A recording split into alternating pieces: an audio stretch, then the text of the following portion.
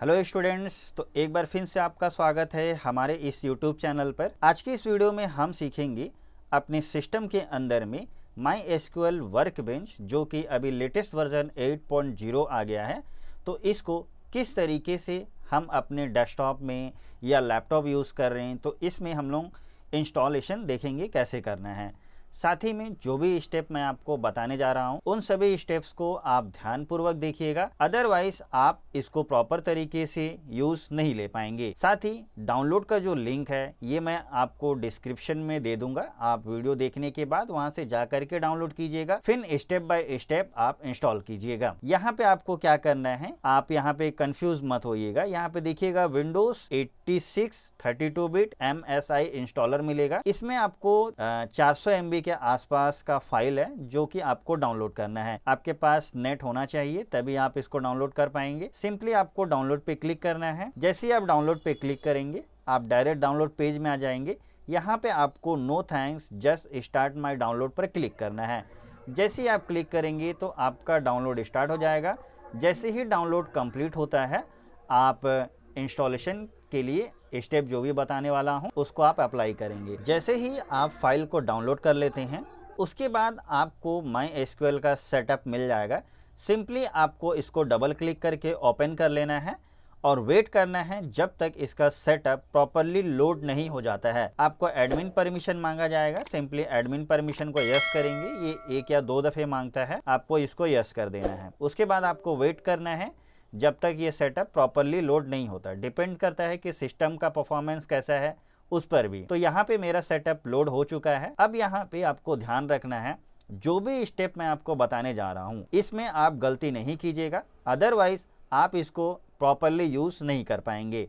बहुत से लोगों का एरर आता है, कमेंट आएगा कि प्रॉपरली इंस्टॉलेशन नहीं हुआ। तो आप वीडियोस को एक बार अच्छे से देख लीजिए। जो जो स्टेप है उसको आप कॉपी में लिख सकते हैं, लिख लीजिए या स्क्रीनशॉट ले लीजिए, ऐसा आपके लिए ज़्यादा बेहतर होगा। उसके बाद फिर आप इसको अप्लाई कीजिए। तो सबसे पहला स्टेप है, आपको यहाँ पे कस्टम पे आना है।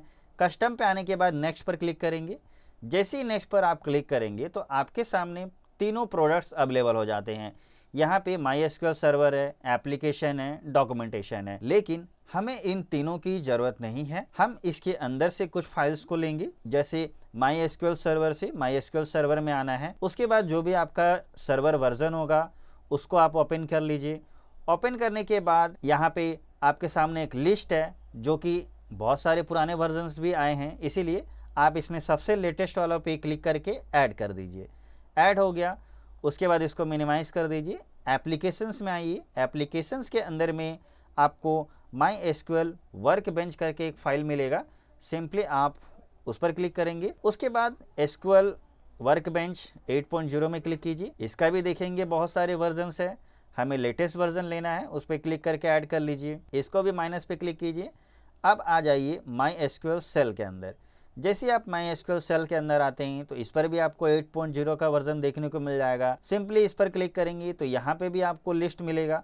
सिंपली आपको लेटेस्ट वर्जन पे क्लिक करना है और इसको ऐड कर लेना है। ये 3 फाइल जैसे ही आप ऐड कर लेते हैं यहाँ पे आपका एडिंग कंप्लीट हो जाता है। इसके बाद आपको कोई भी फाइल ऐड नहीं करना है।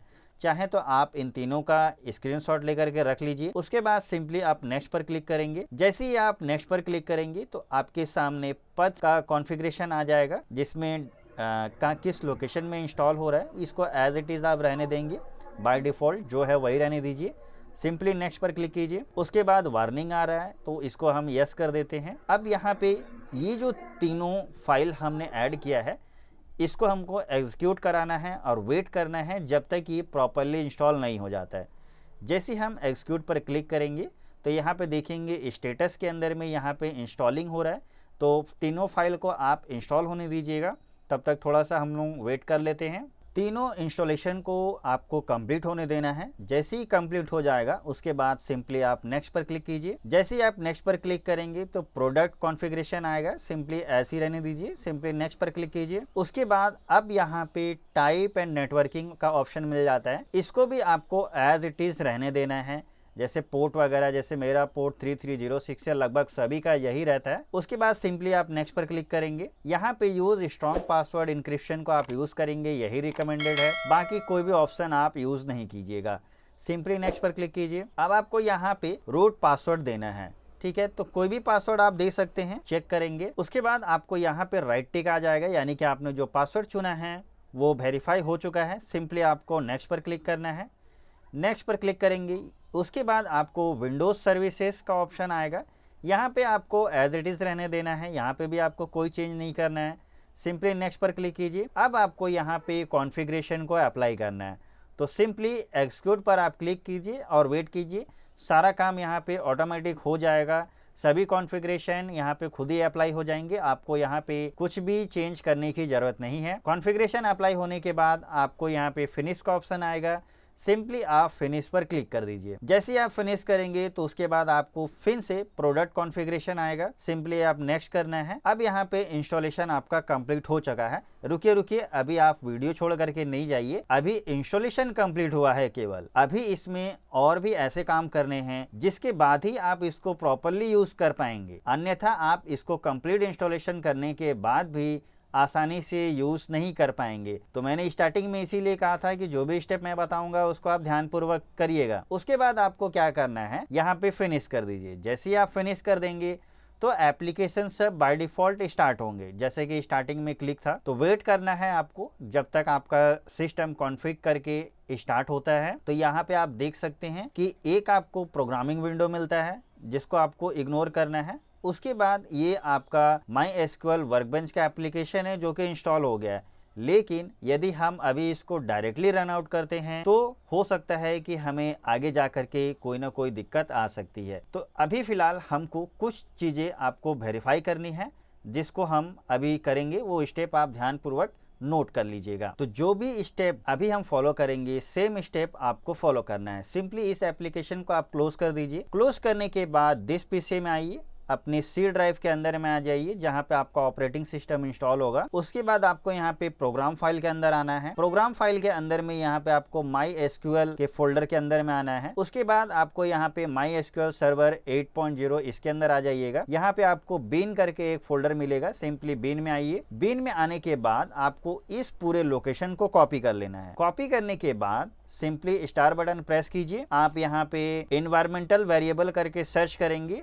उसके बाद इसको आप ओपन कर लीजिए। जैसे ही आप ओपन करते हैं इस तरीके से ये डायलॉग बॉक्स आएगा। यहाँ पे आपको एनवायरमेंट वेरिएबल के अंदर आना है। यहाँ पे सिस्टम वेरिएबल में पथ में डबल क्लिक करके इसको ओपन कर लीजिए। ओपन करने के बाद आपको यहाँ पे मेरे ऑलरेडी ऐड किया हुआ है तो मैं इसको डिलीट कर देता हूँ। सिंपली न्यू पर क्लिक करेंगे, जो लोकेशन कॉपी किए थे उसको पेस्ट करके सिंपली यहाँ पे ओके कर दीजिए, तो ऐड हो जाएगा। उसके बाद ओके कर लीजिए, इसको भी आप ओके कर लीजिए। ये था पहला स्टेप। अगले स्टेप में हम लोग चेक करते हैं कि जो सॉफ्टवेयर हमने इंस्टॉल किया है वह प्रॉपरली इंस्टॉल हुआ है या नहीं हुआ है। उसको चेक करने के लिए सिंपली आपको अपने सिस्टम में कमांड प्रॉम्प्ट को ओपन कर लेना है और यहाँ पे छोटा सा प्रोग्राम आपको टाइप करना है, ज्यादा बड़ा नहीं करना है। सिंपली आप यहाँ पे स्मॉल में MySQL स्पेस हाइफन यहाँ पे आप वर्जन लिखिए, एंटर कर दीजिए। तो यहाँ पे आपका जो वर्जन है वो शो हो जाएगा अगर प्रॉपरली इंस्टॉल हो चुका है तो। उसके बाद अब हमें इसको स्टार्ट करना है। स्टार्ट करने के लिए सिंपली आप MySQL स्पेस माइनस में यूजर दीजिएगा। उसके बाद यहाँ पे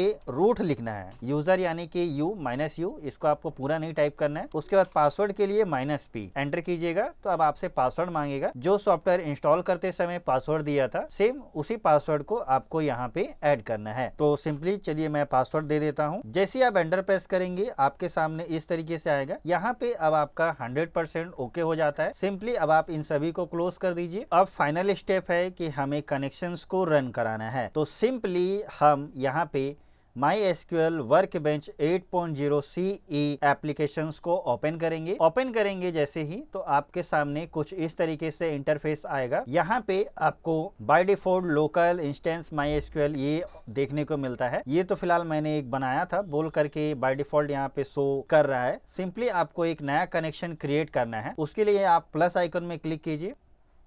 जैसे ही आप प्लस आइकन में क्लिक करेंगे यहाँ पे कनेक्शन नेम में कोई भी आप कनेक्शन नेम टाइप कर दीजिए। उसके बाद यहाँ पे स्टोर इन वर्ल्ड पे क्लिक कीजिए और यहाँ पे जो पासवर्ड हमने एप्लीकेशंस को इंस्टॉल करते समय दिया था आप उसको भी दे सकते हैं, या आप चेंज करना चाहते हैं तो चेंज कर सकते हैं। फिलहाल मैं सेम पासवर्ड रखता हूँ ताकि मुझे याद रहे। उसके बाद ओके पे क्लिक कीजिए। यहाँ से भी आप ओके पर क्लिक कर दीजिए। उसके बाद सिंपली आपके सामने कनेक्शन इस तरीके से आ जाएगा। इस पर आप डबल क्लिक करेंगे। डबल क्लिक करते ही यहाँ पे देख सकते हैं मेरा कनेक्शन प्रॉपरली हो चुका है और यहाँ पे फाइल मेरे पास ओपन होकर के आ गया। यहाँ पे सभी फंक्शंस देखेंगे आपको अवेलेबल मिल जाते हैं, जिससे आप कंफर्म हो सकते हैं कि आपका कनेक्शन सक्सेसफुल है। या तो सर्वर स्टेटस पर आप आएंगे, जैसे ही आप यहाँ पे क्लिक करेंगे तो यहाँ पे आपको सर्वर स्टेटस रनिंग करके शो हो जाएगा। तो आज के इस वीडियो में आपने सीखा किस तरीके से MySQL वर्कबेंच को अपने सिस्टम में इंस्टॉल करते हैं। यदि आप इसका कंप्लीट ट्यूटोरियल चाहते हैं, पार्ट बाय पार्ट सीखना चाहते हैं, तो हमें कमेंट करके जरूर बताइएगा। हम आपको जल्दी प्रयत्न करेंगे इससे रिलेटेड वीडियोस को प्रिपेयर करके आपको देने के लिए। तो चलिए स्टूडेंट्स, मिलते हैं अगले वीडियो में। तब तक के लिए ऑल द बेस्ट।